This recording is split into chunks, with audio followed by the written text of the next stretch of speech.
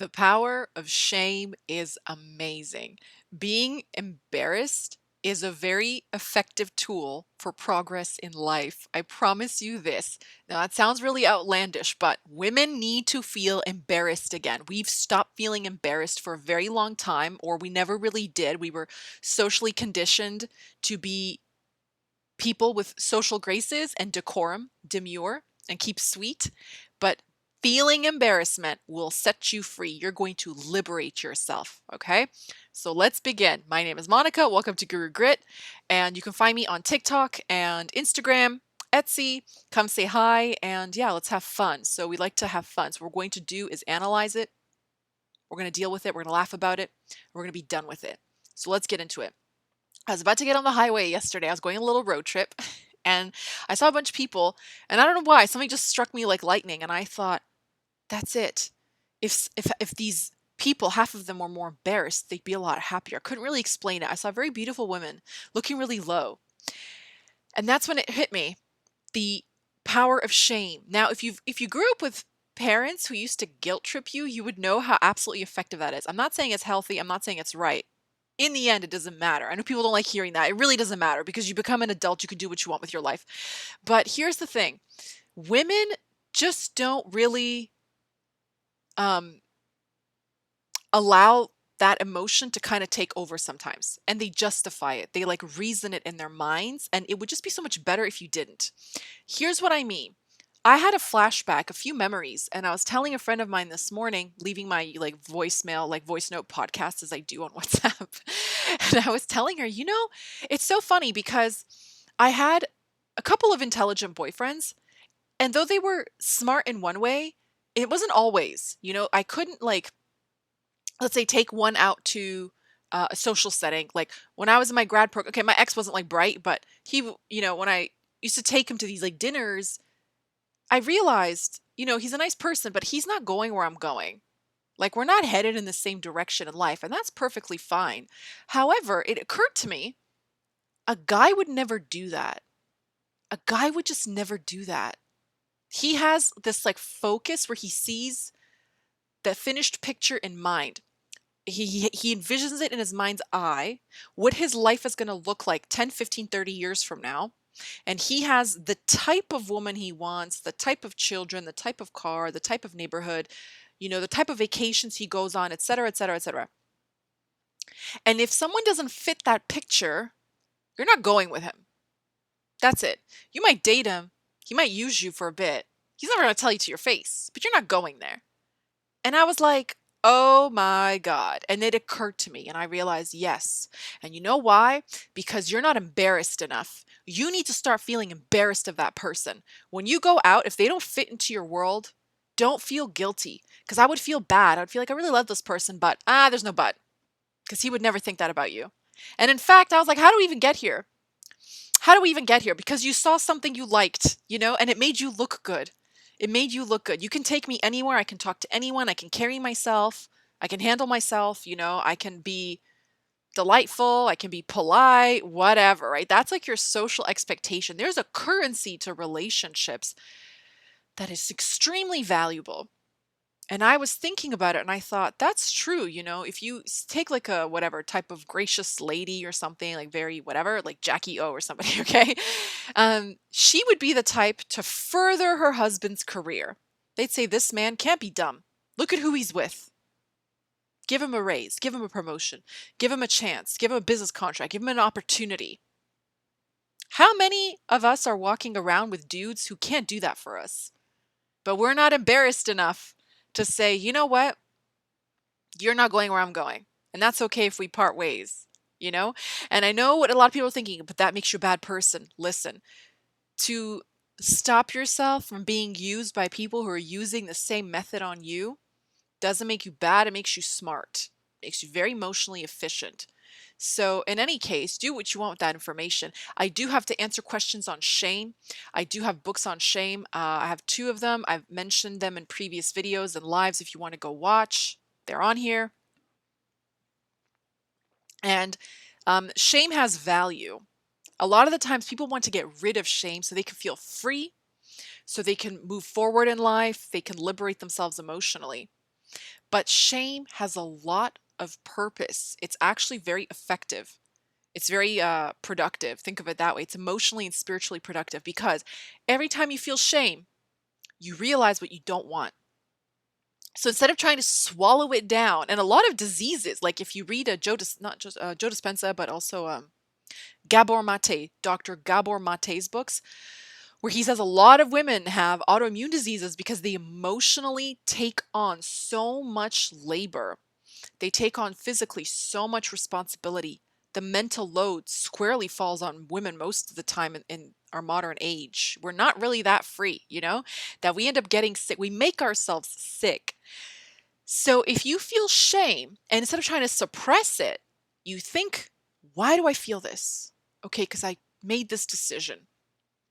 It didn't go how I thought it would go, but now I know what I prefer.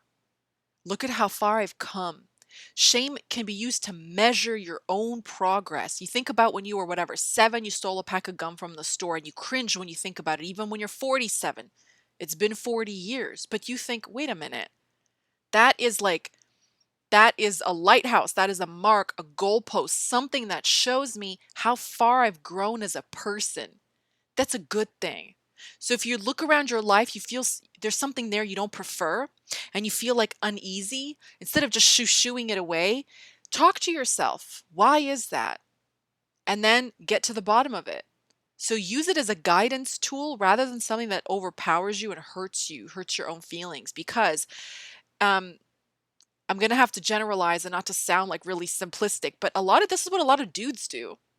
They just think, I could have someone younger, I could have someone prettier, taller, thinner, bigger, rich, doesn't matter what it is. And they just go for it. They don't feel bad. Maybe they feel bad, but they'll still go for it. If you think the same way, you'll be really happy. Another thing too is you have got to start getting right with yourself. Okay. So, um, and I'm really pleased with the younger generation now because if they're happier on their own, they'll stay that way. You really have to earn the right to a relationship, as was the custom and the case for millennia. Not centuries, millennia. This has been the way relationships have worked for thousands of years. So if something isn't adding to your life, your happiness, your vitality, don't bother. Really measure, because something I realized when I was younger too, I thought this, a friend of mine said this, she made me laugh. She went, I love love, but being in relationships with men bums me out. It just bums me out. Like, you never know when you're going to wake up and see some ridiculousness on your phone. It's just, she goes, I just don't know. It's like, it's only a matter of time before the other shoe drops. And you're like, this is too much work. This is not, I don't want this for myself. So you have to start thinking like this and thinking, what do you, like, think about what you do as a person, as a woman.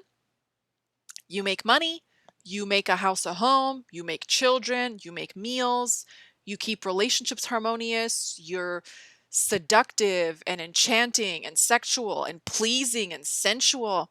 Okay, be all those things. That's fine. That's name 100 things, name 10 things, it doesn't matter. And then look at the ideal partner and say, are you these 10, 20, 30, whatever things? If the answer is yes, go and roll with them. If the answer is no, move back into your own world because you're hemorrhaging energy. You're leaking energy.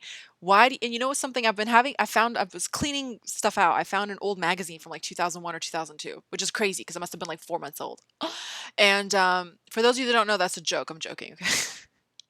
But what happened was I thought, it's like silliness, like how to look cute, how to date, how to please him, how to do that. I said, men never take an active mental interest in how to be valuable partners to us, but we're conditioned like from the moment we can stand, how to be congenial, how to be cooperative, how to be agreeable, how to let things go, be diplomatic, be this, be that. You don't have to do those things. You also don't have to become like a man to have men respect you, right? A lot of the times it's a much easier path, but you don't have to, obviously. But really question, like, does this person add value to my life? Do they support me? Are they happy for me? Do they sabotage me? Are they draining me? Do they get in the way when I want something, you know? And think of it that way. And please don't bring Ballerina Farm into this. That's neither here nor there. I don't know how people cannot see it for what it really is. But anyways, I made one little video about it, only one snippet, just that stupid egg apron, you know? And already I got a couple of messages being like, you missed the point. You're anti-feminist. Blah, blah, blah. And I'm like, no. If you're attacking me because you're shit for brains, you missed the point, okay? Anyways, I didn't say anything and I'm not going to, but like really think deeply about it. Think very deeply about it. Anyways, do people improve your life? If you're interested in getting married, you really have to think carefully. I will leave you with this. I had a roommate who married someone a lot older than her, and she's very happily married. She's very, very happily married. They had a very nice life together. They're really good partnership, you know? I said to her, I think it's so amazing that at such a young age, you've done so well. Very, very, uh, like life smart, like just very clever individual, very kind, but very clever, really, really clever. And she said, of course I did. Marriage is a decision that can ruin your life. And no one ever taught us that. They always said that's something you do to get a life. That's something you do to improve your life. But we were not warned it can ruin your life. Choose very wisely. And if the pool that you're looking at to choose from is not delivering, choose yourself. You'll be so glad you did. And 9 times out of 10, when you do this, you meet the right person. So, yes, thank you so much for listening. Start feeling embarrassed if something's not good enough for you, because said I'm gonna say some of my videos of like, listen, there are dudes out there who have disrespected women giving birth to their child whilst in labor. They've made comments on their anatomy, or they've abandoned them altogether. They've left them to handle life alone, lied to them, broken them, cheated on them before the wedding, during the wedding, after the wedding, da da da, da, and you don't do anything about it. You've got to start holding bad behavior accountable. You don't have to go wild. You don't have to break the law, but be real with yourself. How do we get here? How do we get here? Don't compromise. If something's not for you, it's not for you. And that's okay. Something else will be. But it's just the truth. I've noticed this in myself. I do have a lack mentality. I really think like, oh, I'll never meet someone like that again. Well, thank God then. You know, you shouldn't. But men have this abundance. A friend of mine said they overestimate their confidence. They have undue confidence, like unearned self-belief. But you should have that. You should have that in life with everything. So go forth and be happy. Thank you for listening. And until next time, you know where to find me on other outlets and channels. And I wish you all the best. Have a beautiful rest of the day. Bye.